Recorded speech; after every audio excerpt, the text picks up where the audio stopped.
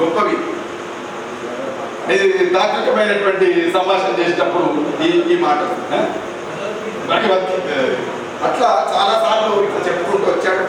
కానీ రచయితగా కొన్ని ఇట్లాంటి ఆయనే చేశాడు. ఇవేమో జీవితంలోంచి సజీవమైనటువంటి మనుషుల సంభాషణలోంచి తీసుకున్నవి. కానీ రచయితగా తాను కూడా కొన్ని వాక్యాలు అద్భుతంగా కామెంట్ చేసినటువంటి క్రియేట్ చేసినటువంటి ఉన్నాయి. తన కంట్లో దీపం వెలిగించుకొని చదివాడు.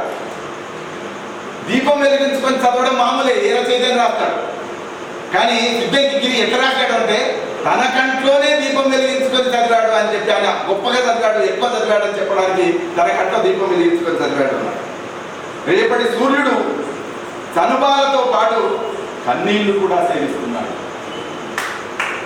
రేపటి సూర్యుడు చనుబాలు మాత్రమే తాగుతాడు, చనుబాలతో పాటు కన్నీళ్లు కూడా సేవిస్తున్నాడు. ఏంటిది ఇప్పటి కథలో రేపటి సూర్యుడు అని ఆ మిలిటరీ దానికి సంబంధించి ఆ మాట ఎట్లా చెప్పాలి అని అనుకున్నప్పుడు ముగింపు దగ్గరికి వచ్చినాక మాట్లాడతాడు. ఆ బాబు చంటి పిల్లగాడు ఏం చేస్తున్నాడు అని అంటే, చంటి పిల్లగాడు ఏం చేస్తున్నాడు అని అంటే ఆ పాలతో పాటు అమ్మ దగ్గర పాలు తాగుతున్నట్టుగానే అమ్మ కన్నీళ్లు కూడా తాగుతున్నాడు అని చెప్పేటటువంటి ఇంత ఆగ్రహమైనటువంటి మాటలు దీంట్లో తీసుకోవచ్చు. ఒక బరువు తీసుకొని పోయినటువంటి బండి బత్తి దించిండు, దాని మీద మొత్తం బరువంతా తీసుకుపోయి బాడీ బండి దించిండ.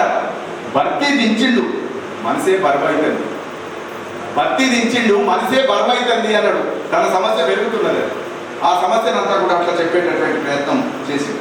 ఇంత మాత్రమే అయితే మనం సిద్ధంకి గిరి క్రియేట్ చేసినటువంటి కవితాత్మకమైనటువంటి వాక్యాలు చమత్కారపూర్వక